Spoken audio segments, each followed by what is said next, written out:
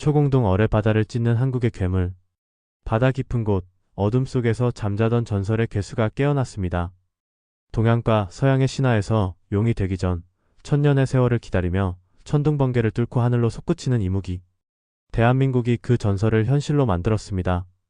초공동 어뢰, 시속 800km로 바다를 가르며 척함을 단숨에 격침시키는 이 무기가 세계를 뒤흔들고 있습니다. 일본의 해군력을 압도하고 북한의 침투를 차단하는 이 괴물의 비밀은 무엇일까? 지금 심장이 멈추는 이 여정에 뛰어들 준비 되셨습니까? 한국 해군은 세계 10위의 해상 전력을 보유하고 있지만 일본의 4위 해군력에는 미치지 못합니다.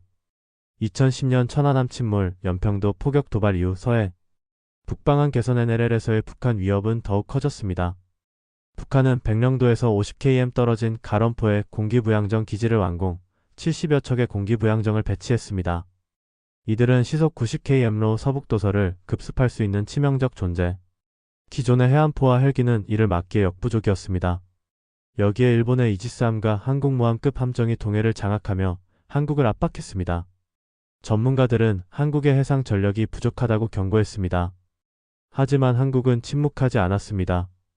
바다를 지배할 비대칭 무기 초공동 어뢰가 그 답이었습니다.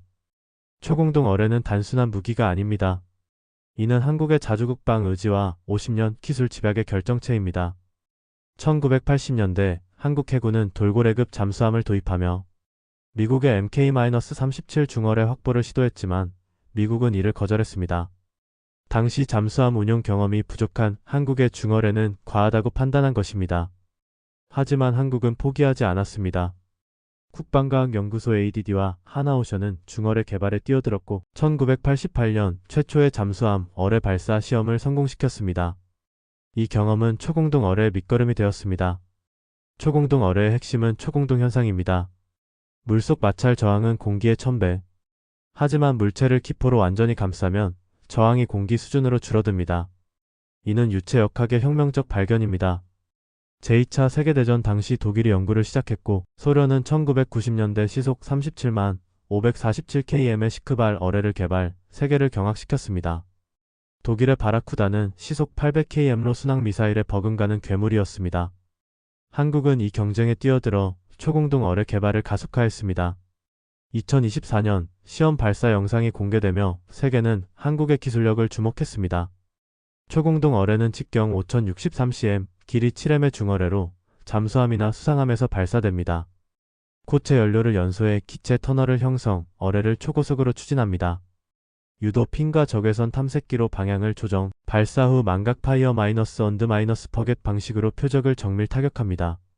이지스함조차 요격이 어려운 시속 800km의 속도는 척함에게 공포. 한 발이면 한국모함도 무력화될 수 있습니다.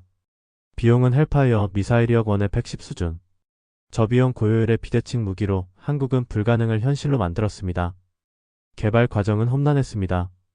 2000년대 미국 해군과 협력해 저가형 유도 어뢰 프로젝트를 시작했지만 미국은 예산 문제로 중도 포기했습니다. 한국은 단독으로 K-744 프로젝트를 이어갔습니다. ADD와 하나오션은 상용 부품을 활용해 비용을 30%로 줄였고 2015년 시험 발사에서 8km 사거리 100% 명중률을 기록했습니다.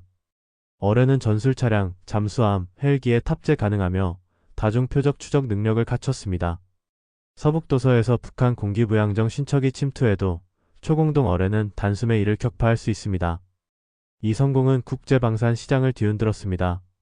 사우디아라비아, 인도, 호주가 초공동 어뢰 도입을 검토 중이며 NATO는 테스트를 요청했습니다. 2024년 한국 방산 수출은 200억 달러를 돌파, 초공동 어뢰는 그 중심에 섰습니다. 경제효과 4조 원, 일자리 8,000개 창출. 하지만 어두운 그림자가 드리워졌습니다. 개발 중 초공동 어뢰 설계 데이터가 중국과 연계된 해커 집단에 의해 해킹당할 뻔했습니다. 한국 사이버방위팀이 이를 차단했지만 이는 이 무기가 단순한 기술이 아니라 글로벌 패권의 중심에 있음을 보여줍니다. 초공동 어뢰의 경쟁자는 강력합니다. 러시아의 시크발, 독일의 바라쿠다는 스펙상 앞서지만 실전 검증과 비용 효율성에서 한국이 우위입니다. 한국은 2026년까지 12km 사거리 모델을 공개할 계획입니다. 이는 일본의 이지스함과 북한의 잠수함을 견제할 게임체인저입니다.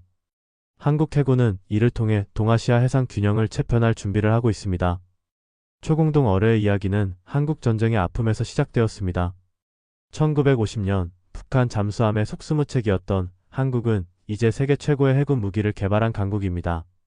이 어뢰는 장거리 유도 무기와 차세대 잠수함 기술의 토대가 되었습니다. 하지만 이 성공 뒤에는 더 큰 위협이 도사리고 있었습니다. 2025년 여름 동해에서 긴장이 폭발했습니다. 일본이 독도 근해에서 대규모 해군 훈련을 감행, 한국은 초공동 어뢰를 동원한 대응 훈련을 시작했습니다. 하지만 작전 직전 충격적 사실이 밝혀졌습니다. 초공동 어뢰 제어 시스템이 러시아와 연계된 전자전 공격에 노출된 것입니다. 적은 어뢰의 유도 신호를 교란하려 했습니다. 한국 해군과 사이버방 2팀은 밤을 새워 시스템을 재구축, 어뢰는 독도 앞바다에서 일본의 모의 표적함을 단숨에 격파했습니다. 이 사건은 세계에 전파되었고 초공동 어뢰는 동아시아의 평화를 지키는 상징이 되었습니다. 놀랍게도 이 작전의 배후에는 국제 스파이 조직이 있었습니다. 그들은 초공동 어뢰의 데이터를 탈취해 동해 해저 자원을 노렸던 것입니다. 한국의 승리는 단순한 기술적 성공이 아니라 자유와 주권을 지킨 쾌거였습니다. 초공동 어뢰의 여정은 끝나지 않습니다. 사우디, 동남아, 유럽을 넘어 전 세계로 뻗어갑니다. 이 무기는 대한민국의 기술, 용기, 그리고 자주국방의 열망을 담고 있습니다. 다음 시간 더 강렬한 방산 소식으로 돌아오겠습니다. 구독과 알림 설정 잊지 마세요. 지금까지 바다를 지배한 한국의 괴물, 초공동 어뢰의 이야기였습니다.